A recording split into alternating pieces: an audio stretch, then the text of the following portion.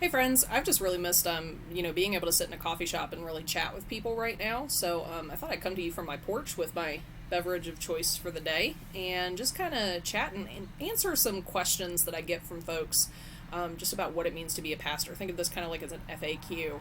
Um, I get it from students, I'll get it from friends, I'll get it from random people that, when I tell people that I'm a pastor, they'll be like, oh, and they'll kind of ask me some questions about what I do and how I go about doing it. And so I thought it might be fun to do a little video series on some of the frequently asked questions that I get about being a pastor. So this morning, I am the Republic of Tea has been my tea brand of choice lately, and today this is the Downton Abbey themed English breakfast tea, which is one of my favorite teas out there. I love English breakfast tea a lot.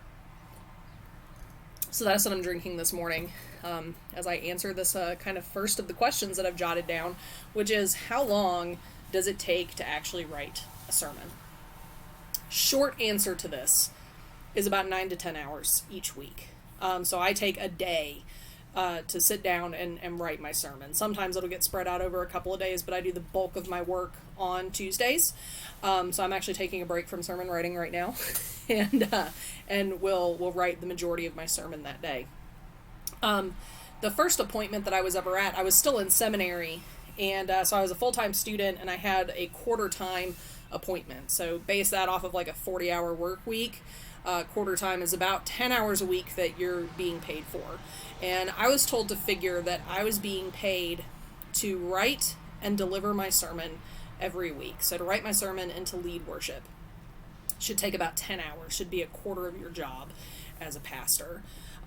So again, short answer, about 10 hours a week. The process of writing a sermon kind of has a couple of different steps.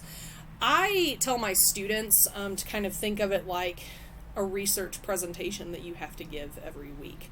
So I give a research presentation every Sunday morning at my church.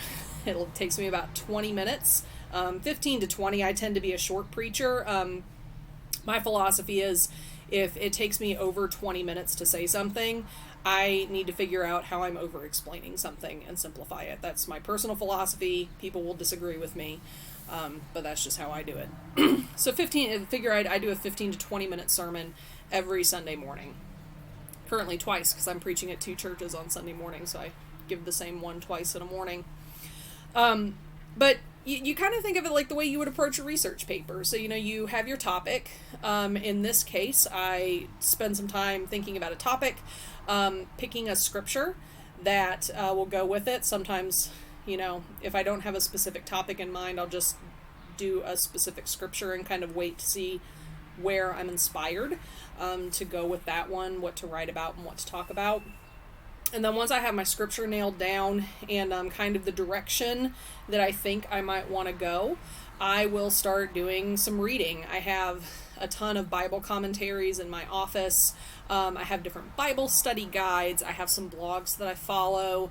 I actually still have a lot of my seminary textbooks, which are a lot of like commentaries and historical perspectives on scripture and things like that. So I'll actually pull out some books and start flipping through them and see if I find anything that can be of use, and I'll start jotting down quotes that I find, kind of big ideas. I'll start writing out like just some sentences of kind of topics that I want to hit.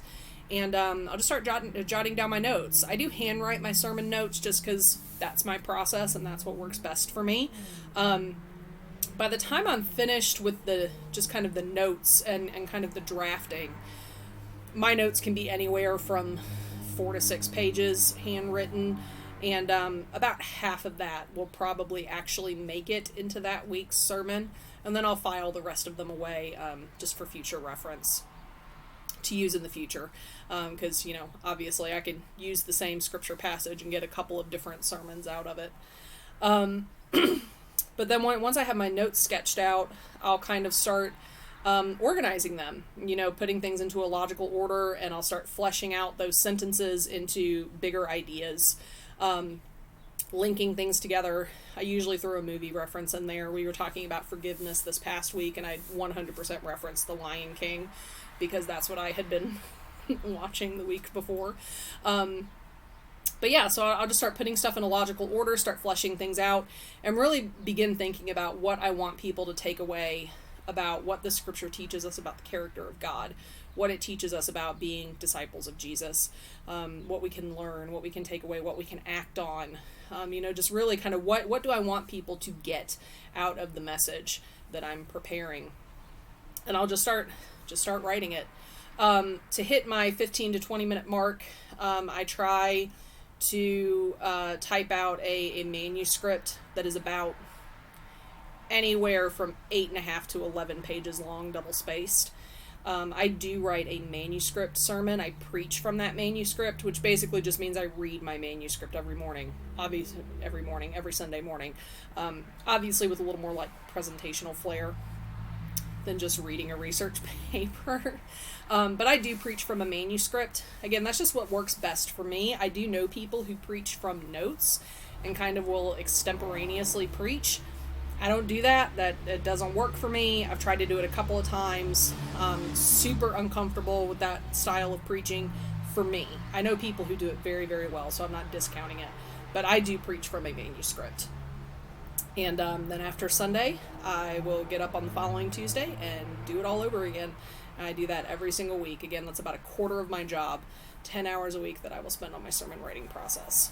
So if you have any other FAQs, things that you've just always been just kind of curious about with a pastor, professionally, personally, drop them in the comments, and I will try to make one of these videos every once in a while and probably continue them after we get out of quarantine. And just answer some questions that you guys have about pastor life. So I hope you're having a great day, and I hope you have time to enjoy some tasty coffee or tea or whatever your beverage of choice might be today. I will talk to you guys later.